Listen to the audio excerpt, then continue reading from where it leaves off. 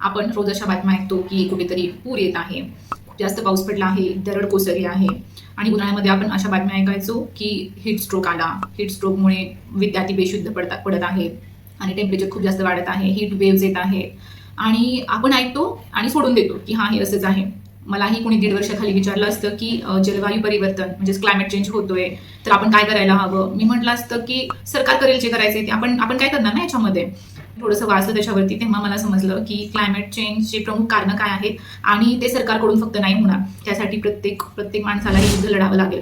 म्हणजे म्हणतात ना की प्रत्येक पिढीला एक युद्ध असतं. जसं आपल्याला इंग्रजांपासून स्वातंत्र्य हवं होतं, तर तेव्हा लढाई होती. शिवाजी महाराजांच्या काळात लढाई होती. तर आपल्या काळात आता लढाई आहे क्लायमेट चेंज, जलवायू परिवर्तन, हवामान बदल. तर याची प्रमुख कारणं आपण पाहूया आणि आपण काय करू शकतो हे आपण पाहूया. तर सगळ्यात मोठं आणि पहिलं कारण आहे लोकसंख्या, पॉप्युलेशन खूप जास्त प्रमाणात वाढत आहे. आज भारताची लोकसंख्या 150 करोड आहे आणि पूर्ण जगाची लोकसंख्या 800 करोड आहे. जर चांगल्या प्रकारे राहायचं असेल तर लोकसंख्या 300 ते 400 करोड हवी. पूर्ण जगाची आणि भारताची ही आत्तापेक्षा तर नक्कीच कमी असायला हवी. लोकसंख्या वाढल्याने काय होतं, एक मूल जेव्हा जन्माला येतं त्याच्या तो लाईफमध्ये खूप जास्त प्रमाणामध्ये कन्झम्पशन करतो. ठीक आहे, त्याला घ्यायला ऑक्सिजन पाहिजे, खाण्यासाठी अन्न पाहिजे आणि बऱ्याच गोष्टी हव्या आहेत. तर पृथ्वीकडे एवढे संसाधन नाहीत हे समजून घ्या मेन. तर असं नाही की तुम्ही किती लोकसंख्या वाढवा आणि पृथ्वी देत राहील. It is not possible. म्हणजे काही लोकांना पोषण मिळणारच नाही. ठीक आहे, म्हणजे प्रत्येकाचा असा हव्यास असतो की मला एवढं घर घ्यायचं आहे, मला एवढ्या गाड्या हव्यात. ही पृथ्वी नाही देऊ शकणार आहे सगळ्यांना. म्हणजे जागा विचार करा, एकाच व्यक्तीने जर 4 फ्लॅटवरती कब्जा केला, ऑब्व्हियसली फ्लॅटचे रेट वाढणार आणि लोकांना फ्लॅट्स नाही भेटणार. कन्झम्पशन करणं, खूप जास्त घर घेणं, खूप जास्त गाड्या घेणं, लोकांना वाटते की याच्याने आनंद भेटेल, पण हे चुकीचं आहे. ठीक आहे, हवामान बदलाचं पहिलं कारण सांगितलं पॉप्युलेशन, लोकसंख्या कमी व्हायला. ठीक आहे, त्यासाठी काय करायला हवं मग, की मग तुम्ही म्हणाल की मग काय आम्ही म्हणजे मुलं जन्माला नाही घालायची का. ठीक आहे, ज्यांना खरंच नाही घालायचे स्वतःहून त्यांनी नाही घातलेलीच बेटर आहे. कारण तुम्ही विचार करा, तुम्ही अशा जगात एका मुलाला आणताय, एका व्यक्तीला आणताय, एका बाळाला आणताय की ज्या जगामध्ये म्हणजे शुद्ध अन्न नाहीये, शुद्ध हवा नाहीये, शुद्ध पाणी नाहीये.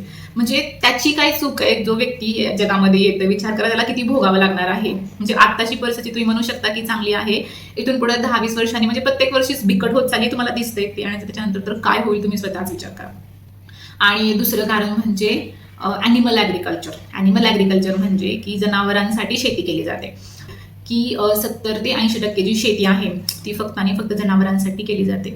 म्हणजे काय होतं की त्यांना खाऊ घालायचं म्हणून जंगलतोड केली जाते. ठीक आहे, आणि तुम्हाला माहित असेल की झाडं कार्बन डायऑक्साईड ॲब्सॉर्ब करतात.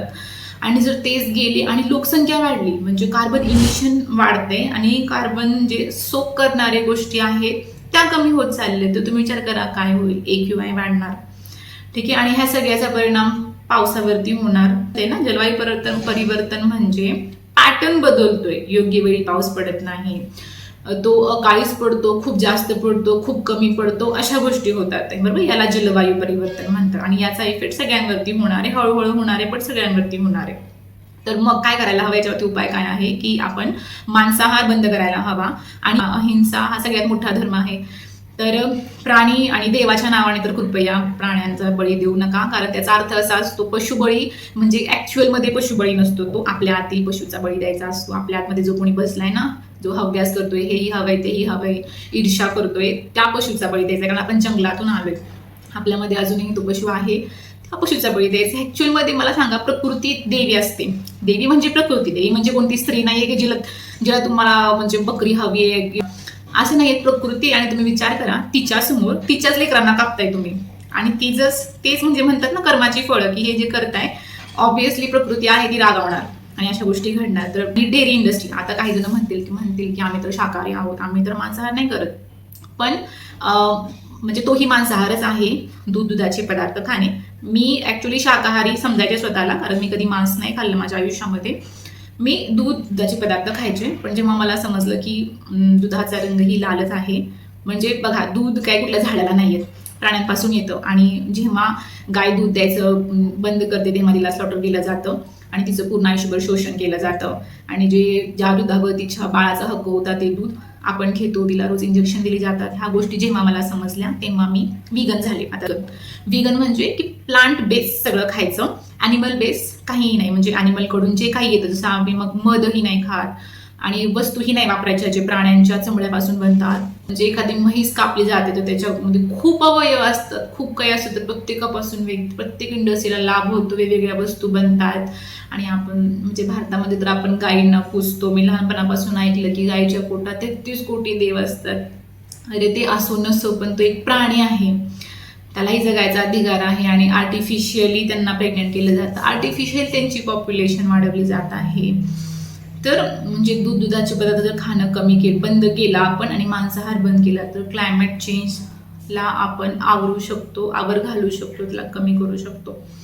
आणि तिसरं कारण तर सगळ्यात महत्त्वाचं आहे, म्हणजे तिसऱ्या कारणाशिवाय पहिली 2 कारणं सक्सेसफुल होऊ नाही शकत ॲक्च्युली. अध्यात्माची कमी. म्हणजे आपल्या भारताला महान का म्हटलं जातं, कारण भारत देशाने आपल्याला उपनिषद दिली आहेत. आपण वेद म्हणतो बरोबर, पण वेदामध्ये 2 भाग आहेत, एक कर्मकांड, एक ज्ञानकांड. तर ज्ञानकांड जे आहे त्याच्यामध्ये जो ज्ञानाचा भाग आहे ना, त्याला उपनिषद म्हणतात.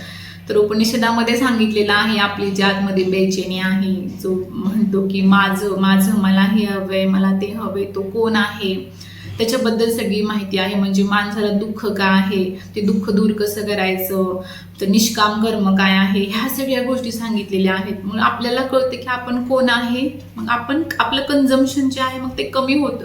म्हणजे आपल्याला गरज आहे आपण तेवढंच करतो, आपल्याला दुसऱ्याला कोणाला काही दाखवायचं नसतं. तर आपल्याला समजलं की मी कोण आहे, मला काय हवंय, तर मग आपण म्हणजे हे मुलं करणं हा प्रकार किंवा हे मांसाहार वगैरे ह्या गोष्टी ऑटोमॅटिक कमी होतील. जर कुठून शिकायचं बाबा हे उपनिषद आम्ही कसं शिकणार, तर आचार्य प्रशांत आहेत, ते चांगल्या प्रकारे शिकवतात. कारण मलाही शिकायची होती भगवद्गीता खूप दिवसापासून, मी खूप शोधलं, मला कोणी सापडलं नाही. मी खूप सेल्फ हेल्प बुक्स वगैरे आपण वाचले, बऱ्याच अशा गोष्टी.